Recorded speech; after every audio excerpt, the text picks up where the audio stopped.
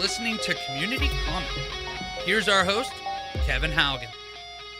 Well, thank you very much and good afternoon. Welcome into today's Community Comment. Again, I am your host, Kevin Haugen. It is my pleasure to welcome into our Daily Dodge TV studio this afternoon and to talk about a couple of referendum questions that will be appearing on the ballot for voters in the Fall River School District. It's my pleasure to welcome into the conversation today Fall River School District Superintendent Dennis Burr. Dennis, thank you so much for coming in today to chat with us. Well, thank you for having me.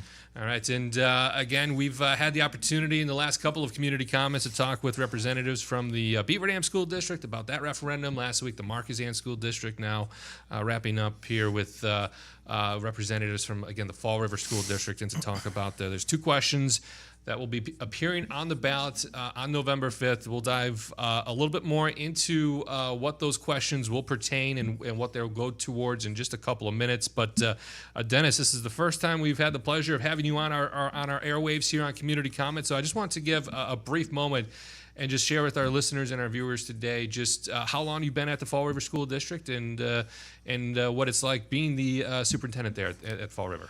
Well, this is year 5 for me at Fall River. I've been superintendent for 14 years total. I was a superintendent at New Lisbon, just past Wisconsin Dells, for 9 years. Before that, I was a business manager of School District of Parkview down in the Janesville area, and a longtime high school math teacher and coach at Arrowhead and at Reedsburg before that. So you've been involved in schools for pretty much your a long time, yes. Whole life. Fantastic. Again, we're joined with Dennis Burr here, Fall River School District Superintendent. Like I mentioned, there's two questions that are appearing on the fall ballot for voters in the Fall River School District. One of them is an operations referendum. The other one is dealing with facility upgrades and improvements there. I will let our expert here dive into what those questions are about, and we'll start with the first question, which is the operational. What's that amount, and and then we'll dive into the facilities then after that. Sure. The operational question is we're asking for $850,000 per year for 4 years, so it's non-recurring. After 4 years, it's done, and the district will have at that time make a decision if they think they need another one or if a different amount is more appropriate. Gotcha. And then if you could for a moment just talk about the facilities and the amount that you're looking to borrow for that question. Sure. The facilities question is to improve safety and security in the building, add emergency generator, repair our pool so they can stay operational and safe for our kids for a long period of time. But the biggest section of it is adding an additional space to our building. We've had growing numbers of kids and actually staff in our career and tech ed areas. We restarted the ag program recently, so we just don't have enough safe and big enough spaces for kids to be learning those technical skills. So we're looking to ask the community for a bond issue for $9.85 million. That would be repaid over 20 years. We did a survey earlier which had a higher number on it, and the survey at that point said people are for it, but not a huge majority. So we re-looked at the plan and tried to reduce it by about $1 million and a little bit less tax impact to make it something that we think maybe that could be more supported by a large percent of the community. Yeah, we'll talk in just a couple of moments here about the tax impacts, mill rate impacts of the referendums, if one is approved, if both are approved, or if none are approved on November 5th. And as you mentioned, Dennis, so one is a $850,000 operational referendum for 4 years, non-reoccurring. Yep. And the other one is a $9.8 million referendum for facility improvements and safety upgrades to the district buildings there. You mentioned that there were some sessions or meetings held in the recent couple of months here, and to get public input on this process. And that's really kind of where I want to start off with my questions here for you, is just what has been this process that the district has gone through in the last, I know this is probably, I mentioned ongoing here, this isn't just something that came up in the summer, but what has led the district and the school board to go down this route and look at referendums? The operational referendum has been in the works, let's say, for a long time, because if the board took a long look at what we are doing as a school, what was valued by the parents, by the community, should our kids be getting as an education. They kind of let that determine what our finances are going to be, is that here's what our kids need.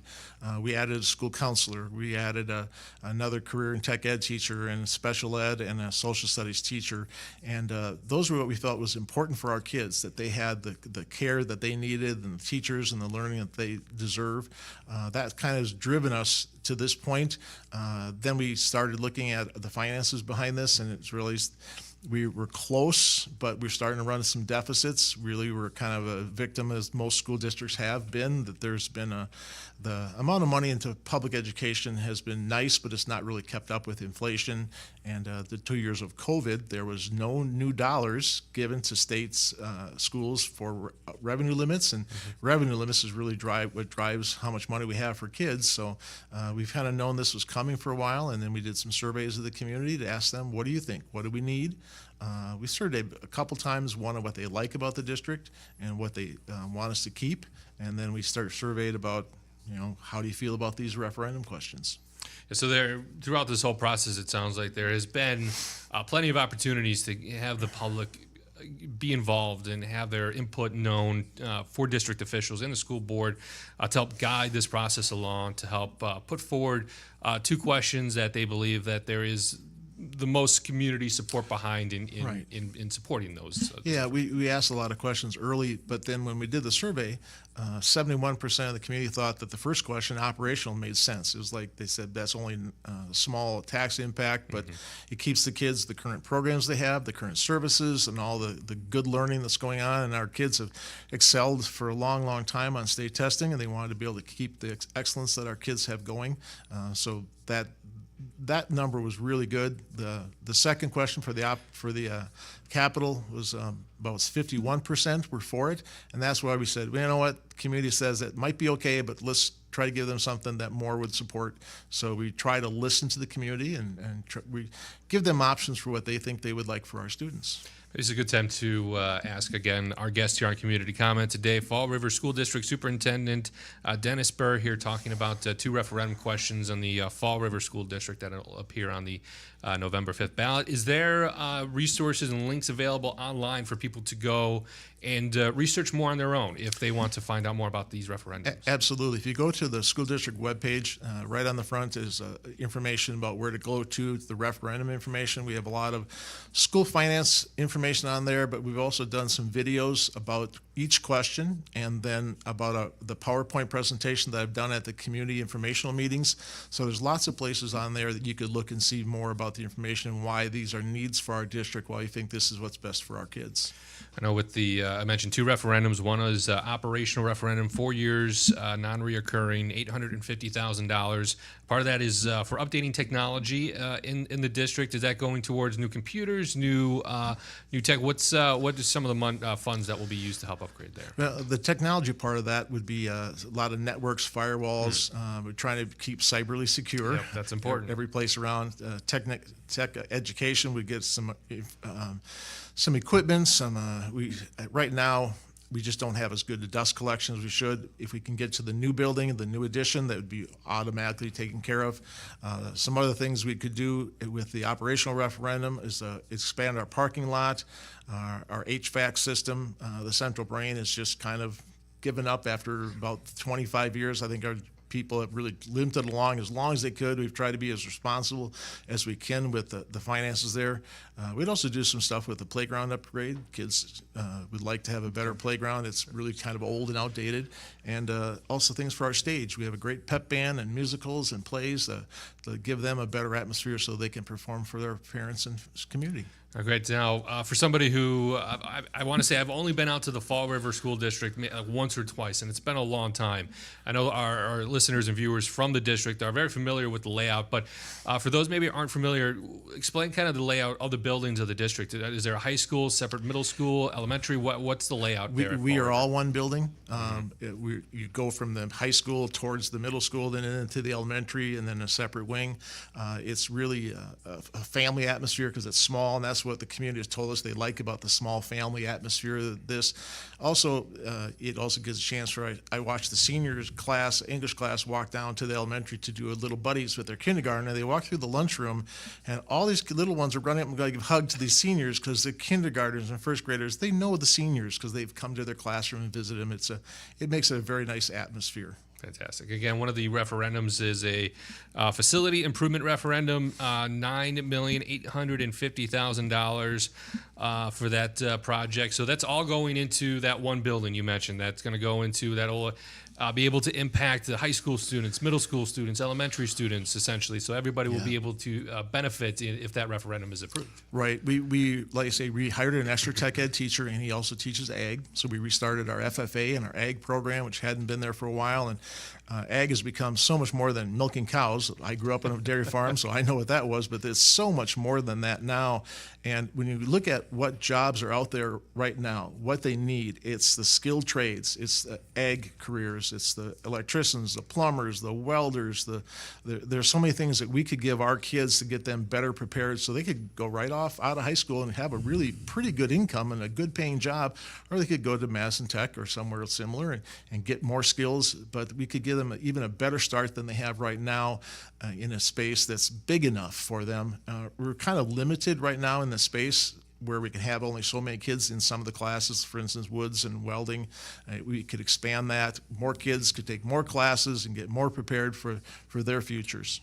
Fantastic. Again, we're joined with Fall River School District Superintendent Dennis Burr here on Community Comment today, talking about two referendum questions that will be appearing on the ballot. I think this is now kind of a good time in the program to dive into the real fun part of referendum discussion questions, and that's the tax impact. Sure. I know a lot of people in the district are really interested in knowing what those are. We talked about the need, why we feel this is what's best for the kids, but there's always a tax impact on that.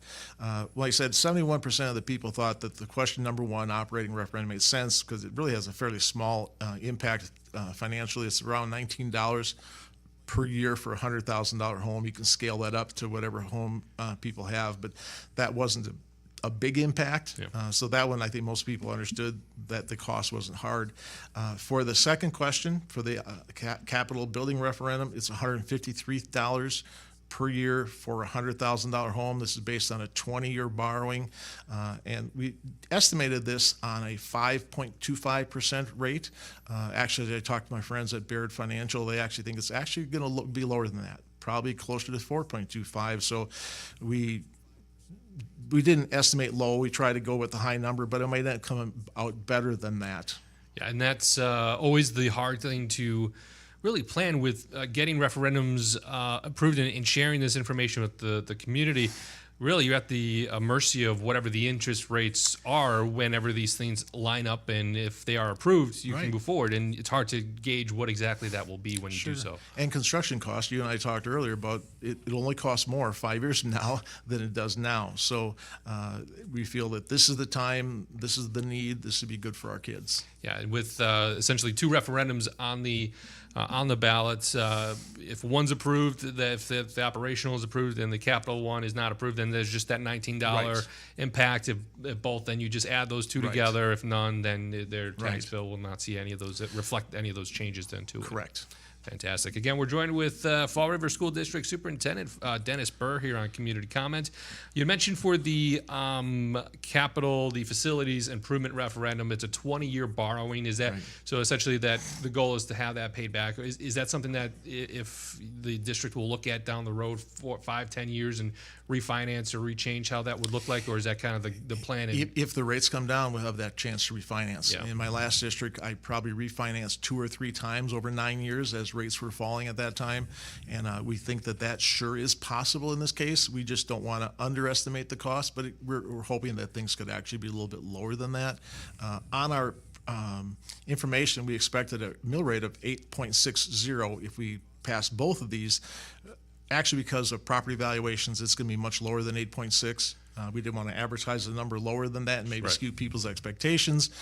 But we think the dollars that we mentioned earlier are fairly accurate of what we would be on a normal house. And everyone's house is evaluated differently, but on average, that's what people should pay.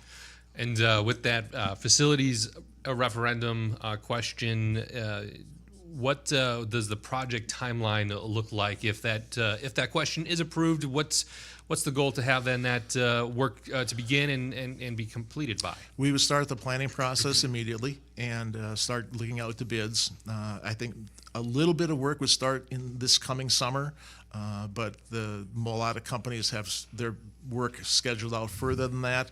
I think we'll get it started in the summer, the beginning to get going, but the major work could be done the following summer, spring of 26 into that summer. If we get enough good start early enough, we think we could be moving into that the fall of 2026. So not during next school year, but the beginning of the following school year. Would there be any impacts? Again, it's hard to know what could change when work in construction is going on, but is there any anticipated changes to the school calendar because of the referendum? Absolutely. If this passes, I would be expecting the next school year to start a little bit early and get done a little early to give the contractors more time in the early summer, like we could get out middle to late May instead of into June, to give them another couple weeks there, and possibly start the next year a little bit later, maybe into September, another week or two, we could give them an extra month of time to get stuff done. But Findorf Construction is the company that has been worked with so far, and they've looked at their timelines and they feel like we could be in by the fall of 2026. Again, we're joined with Fall River School District Superintendent Dennis Burr here on Community Comment. Talking about two referendum questions that will be appearing on the fall ballot. One is in operations referendum, $850,000. The other one, a facility improvements referendum for $9,850,000. Now, for any viewers or listeners who happen to catch the program midway here through and didn't catch the first half when you shared where people can go to learn more and find information about these referendums, if you could one more time to share that information. Well, what I've been sharing with you today, and we have a PowerPoint and videos and information about school finances all on our website. You go to our school website, the very front page, you'll see a place to click to get into the information site for the referendum, and you'll see videos of why each question is needed, and then also a video of me explaining the PowerPoint that goes on when I explain things to the community when they've come to community information session. So whether you attended a session or not, you can still see what it's explained besides what we've talked about here today. Yeah, and I'm assuming at this point, since we're essentially a week out from when the polls open and voting is officially underway, there's no more public meetings or sessions being held with the district. Those are all the last ones were last week during parent-teacher conferences. Gotcha. Yes. So those opportunities. So really, the best chance is tuning in today and listening here to this conversation, or again checking out the website and learning more about all that information out here we're talking about today here on Community Comment about those two referendum questions. Now, the question we always ask all of our guests, and kind of essentially the plan, or what the district's plan would be if one or both of these referendum questions are voted down by voters. Well, the question one, the operating one, would be very, very difficult, because we'd have to either decide we have to go to referendum again to ask a different amount if this one did not pass, or there'd have to be some discussion about really what kind of programs and services are going to continue offering our kids. That would be a tough one to go through. But we'd have to make those decisions. The second part, we'd have to try to find a way to make. It's hard to make our spaces bigger in there. If a wood shop has only got a certain size, if we're going to make it big enough and convenient enough for kids to learn those skills, there's really not much you can do with the current spaces. But the board would have to sit down with and try to take the data we get from the vote and say, well, the community supported this or not this, and trying to make some decisions from that. But it would be some tough decisions coming forward, but we will make them as we need to. We're talking with Fall River School District Superintendent Dennis Burr here on Community Comment, discussing two referendum questions that will be appearing on the fall ballot next Tuesday for voters, again, in the Fall River District. I believe it falls in Columbia and Dodge counties, so two separate counties there. We'll see results from those votings and see what happens with those two questions next week. And Dennis, before we wrap up our show today, I want to give you one more opportunity to let our listeners and viewers know when they have, or fill them in on your opinions when they head out to the polls on November 5th. Why should they vote yes to both of these referendum questions? Well, when we listen to the community, and we listen to the board and staff and the kids, I say this is what our district needs. We don't feel like we're just making some pie in the sky. I mean, this is what's most basic needs for our kids: employable skills, programs and services they already have. We looked at different plans for an addition, and we went with one of the very smallest ones because we didn't think anything else was economically feasible. We're trying to give them just a good basic education, but also the skills they need to be successful when they leave. One more time, where can people go to find out more about the referendums? Go to our district website, and you'll find the referendum information page. Fantastic. Again, I want to thank our guest here on Community Comment today, Fall River School District Superintendent Dennis Burr, here for joining us here on Community Comment. Dennis, thank you again so much. Thanks for having me. And we'll post our interview with Dennis online after the fact, so if you didn't catch it here live on Community Comment, you can always listen to it after the fact and learn more about these two questions that are appearing on the fall ballot in the Fall River School District. But that will do it for today's Community Comment. Here's what